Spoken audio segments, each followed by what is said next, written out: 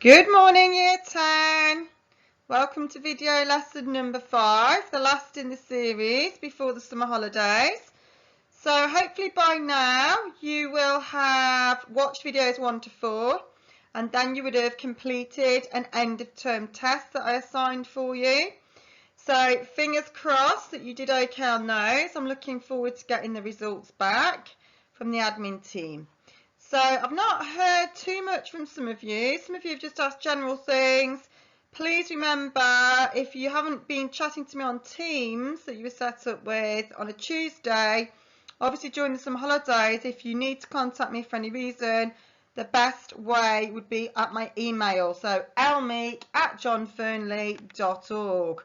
Just see my cat go past in the corner of my eye, so sorry for the little distraction. So let's have a recap of what we learnt last lesson. The focus was for your fact recall to be able to name the 4 mental skills in performance. And the way to do this is 2 ways. You could either use a food-related mnemonic, choose cheesy chips, or we felt that with this particular class, I think you'd remember MC3 better, 'cause it's a bit like MC3, a bit like a rapper. So that would suggest that there's 1 word beginning with M and 3 words beginning with a C. So pause the video if you need time to think. If you don't, just shout out the answers now. And here come the answers. So we've got movement, memory, and then the 3 C's, concentration, commitment, confidence. And you need these to be able to really execute a performance to your full potential. And examiners will actually mark you in all of those skills in all of the performances they watch.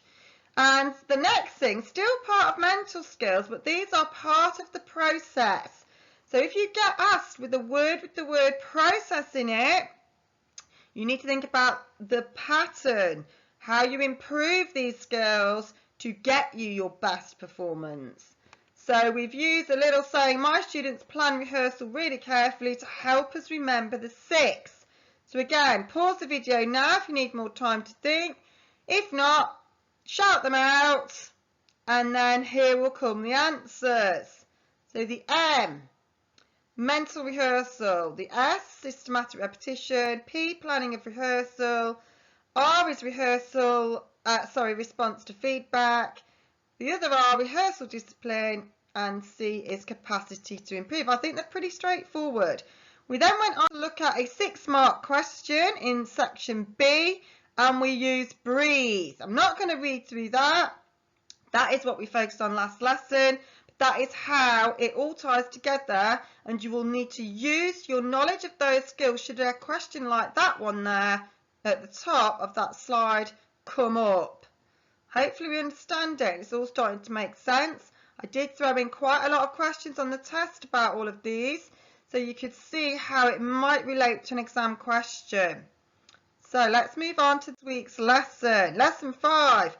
Okay, we're going to focus on the choreographic process. Some parts of it we will leave to go into huge detail when I see you in person. But if things are normal, so I've actually got a webinar on Thursday of this week, so on the 25th of June, to discuss the GCSE exam and if they're going to make any changes for next year. So obviously things like we do a group choreo, you could either choreograph in a group or we do the duo trio. It's whether we're still going to be able to obviously do things like that. So hopefully I'll find out. So what I've done is I've planned it as though we're going to attack the choreography as a solo. So you know that in year 11, in September, normally around about the 15th of September, the exam board will release our choreography task. So they will give us 5 stimulus that we can use to create our own piece. And this is the piece that you do quite independently from me, showcasing all the things you have learned. So let's go through the process. So when you first get your exam sheet with the stimuli on, we will go through these stages. So first of all, you have a think about which one you like the most out of the stimuli that they've given us. And then you will go away and you will research it. Some students research 1 or 2 at this point. I wouldn't do any more than 2. And some students love to create a little mood board about them, start to think about action ideas they could use. And the really important thing for the first stage is to come up with what your intention, your choreographic intention is going to be. So what do you want the message to be to the audience to take away from your piece? Once you've done that, we look at improvising. So I want you to write those down, but I would leave a gap because the next slide we're going to bring up what each of them mean in a bit more detail. So you might want to write them down at the left-hand side of your page, and then you obviously write what they mean on the right-hand side. So researching, like I've just mentioned that one, you'd use the internet, you might prefer to do mind maps to mood boards, you'd use books, you'd use previous work. So sometimes for me, a bit like some of the professional works, I'll have had a piece of music in my head for a couple of years before it makes it into the dance show, because it's just been there and I've thought, oh, next time I do a choreographic piece, it'll be perfect. And then, obviously that moment comes along, a bit like Shadows with Christopher Bruce. The next thing, once you've done that and you've decided on the one you're going for, you're happy with the research and you've got your choreographic intention, you'd start to improvise. So there's a link to the TED Talk on the next slide, which shows you Wayne McGregor. So again, he is one of the artists we study, and he's going to show you, we haven't done his piece yet, but that's coming, which is Infra, but he's going to talk through how he then gets the artist, the dance artist, to start to improvise on tasks that he gives them. And he talks about using letters as his starting point. So if your stimuli had been literacy, it would link quite nicely. So then we start to generate ideas. They always need to match up with the choreographic intention. That is crucial. And you will see a bit more of Wayne McGregor doing that with the male and female dancers he uses. Once you've got a few actions and material that you quite like and you think it matches your theme, you start to select them and think, yes, that's definitely going to go in. You might want to think of how you order it. So one method we're going to do as your task at the end of this presentation is the chance method, which is where you use a dice to determine the order of the phrase. We'll come on more to that in a sec. And then once you've got a phrase of movement, we obviously look to try and make it more complicated, because the aim is to make it as interesting as possible for the audience to watch. So you start to put in some choreographic devices. Now this is the section where we will go into a lot more detail when I see you, when we obviously start back August, September time. So we're going to just focus in on 2 things out of there today in ours. We're actually going to focus on the motif development, which is about maybe doing something backwards, which is called retrograde, and also changing some of the dynamics of the movements you've come up with. So they're the only 2. The others we will come back to. You also want to think about what structure your dance will be. Now again, this needs to really link to your intention. Are you going to be telling a story through your piece, which would make it a narrative? Are you going to have a clear start, middle, end? Are you going to do a section and then you do a new middle section and then you repeat the first section? So all these kind of things you start to think about. And I would actually probably think about structure towards the start so that I've got an idea of how it might fit my intention. And then obviously at the end you go through loads of rehearsals, you start to refine and change parts that don't work, making the routine as strong as possible. So that is an overview. I want you to write those down next to the key words that we talked about. So pause the slide if you need to for your writing, and then press play when you're ready to move on.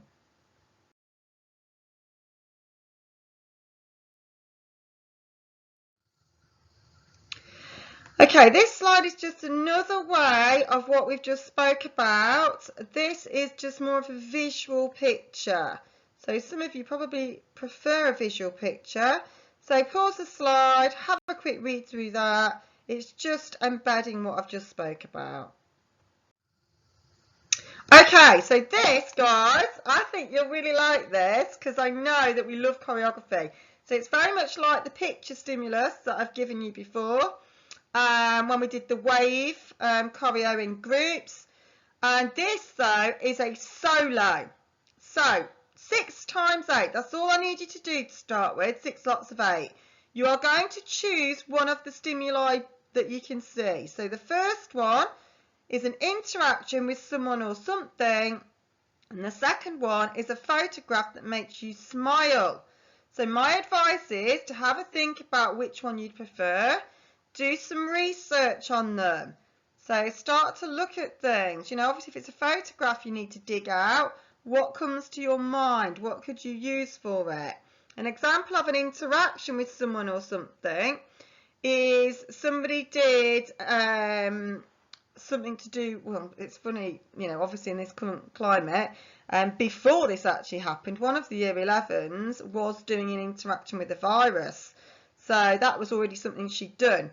There's some brilliant YouTube clips showing relationships between molecules, and she used that idea, the science idea, to work with for the virus one. So that was quite good. Or some people did it with interacting with a sibling, how sometimes you have got like a love-hate relationship, but you're generally always there for each other. Somebody also did an interaction with your brain. So they looked at the different areas to the brain and how they all interact and connect. So that was a really great idea because they looked at making large movements for certain parts of the brain and smaller actions for the emotional side of the brain, more gesture related for emotions, more big jumps, leaps, rolls for the doing side of the brain. So lots of food for thought. So have a choose, have a research. So you might want to make a mini mood board just on A4. Don't need to spend hours on it because you're not getting assessed in it. It's just giving you the chance to go through this process that you will be going through in September when we get the real exam board stimuli. These are the ones, 2 of the 5 that we had last year. This is just a practice that you can do over the summer holidays. So start to think of actions that you would want to put in. Remember, you need an intention. That has to drive everything. So if my intention is the connection to the brain, like I've just said, I will research what kind of words match some actions. So if I was going down the emotional side of the brain, I might want an action that shows a happy, then a sad, then an angry, then a frustrated action, for example. Once I've chosen 6 actions, I'm going to write them down on a piece of paper and number them 1 to 6. I'm then going to use this chance method I told you about. So this is what I want you to do. Copy this. So you're going to do the chance method using your 1 to 6. So you will need a dice at this point. So go and find a game of Monopoly or whatever it is you might have lying about. If you can't find a dice, guys, you could ask Alexa, if you've got one of those, to give you a random number between 1 and 6. That works. Or you could make a dice. Okay, so get it creative, people. Or if you've got a spinner with numbers on, that could do it for you too. Or just ask a family member to give you a number between 1 and 6 and then keep repeating the process. So, for example, if my actions were roll, turn, leap, fall, rise, gesture, and then I roll my dice, and the first number that I roll is a 6. That means that number 6, oh no, sorry, I've put if you roll the number 4 first on my slide. So let's imagine I roll the number 4, I look to my list of actions, and number 4 on my actions is the word fall. So my fall is going to be the first action I do. I'm then going to repeat rolling the dice. Obviously, if I get the same number twice, I'll just roll again till all the numbers are covered. So then I can start to put that together. So I will now have 6 actions and I'm going to make them all last a count of 8. Then what I need you to do is start to make that obviously a bit more interesting. So the first thing I want you to do is then reverse the order, which is called retrograde. So obviously I started with a fall. So then I'm going to go backwards through my 6 actions. So let's imagine I ended with a roll. So I'm then going to go with a roll, then I'm going to go back, and then obviously the very last move will be back to a fall. So as well as it being backwards in retrograde, it would also be a cyclical routine because I've started where I finished. So what I want you to do, there's a dance teacher who's done a really nice video that I really like. Saves you listening to me all the time. It gives you something different to watch. And she's up and active in her lounge. She is focusing on technical skills, but it does focus on motif development. So once you've got your you've got 12 lots of 8 now, because you've got one normal way and then you've got the retrograde. So you've got 12 8s to play with. So what I want you to do is watch her video. The link is also being typed onto the paper so you can follow it better. And you're going to have a go. Watch her through. I think it's about a 7-minute video. And then have a go at doing those things to your 12 lots of 8. So she talks about doing some fast and slow. And she then talks about some acceleration and deceleration. It's a really, really good and clear video clip. So watch that and then have a go at putting those things into yours. So it will mean your routine might go over those counts because you might have totally slowed some of it down and then sped some up. And that is fine. So pause that slide, get that link going, watch the 7-minute clip, and then have a go at putting that into practice. So the next thing I spoke about in the process is the structure of your dance. Now we've only got 12 8s really to play with, so at the moment, you know, we can't really put a structure in. But what I've done is I've put the structure slides on so you can write them down. So when we get back and we do get the real choreo task through, you will understand what structure means. The best way with structure is to use biscuits. Oh, hello food, and I'm starving hungry as well. So my favourite biscuits are Jammy Dodgers. So if you pause the slide, go through, write down the structures, draw out the biscuits, guys. Oh, there's some Jammy Dodgers. So that'll show you how each of the structures look different to each other using biscuits. So rondo is like what we've done in Thriller before because it's got the clear chorus in the middle, which is obviously the party ring, and then the verses would look different. If you were doing episodic, most time the episodic might have more biscuits than that because it has several sections. They're linked by a theme, so if the theme is something like the connection to somebody, but it's not, we don't repeat them as such, it just stays, some of the motifs are similar, but they're not entirely the same sections. That would be more episodic. Narrative, like we said, tells a story. So it'll move into different phrases and different sections as it goes. That is similar, obviously, to the professional work. You think which one I mean. I won't tell you, I nearly said it then. But answers on a postcard. Okay, so the final thing. What I want you to do now then is now you've got your 12 8s, which might be short, slightly longer, because you've made the changes in it. You rehearse it. That's the final stage. Refine and synthesize. Change parts if they don't match your intention or you're struggling to perform them well. Get someone to watch it and give you some feedback. So it could be a household member. You could get somebody to film you and send it to a friend for some peer review. You could get someone to film you on your own phone and watch it back yourself and make some action plans on improvement. This is following the choreo process as a practice so that you're ready to do the real one when we come back in September. When you're happy with your performance, you are going to either send it into Microsoft Teams, because I've been told you can post them in there. Only I can see them, by the way. You can't see each other's. So stick the video in there.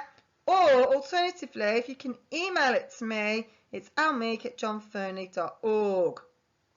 When you send it me, please also just tell me which stimulus you chose and what your choreographic intention is. That would be amazing. Now that's quite a lot to do, and I know we just should be recalling facts, but I do feel that over the summer this is a great rehearsal for the work we'll be undertaking when we come back.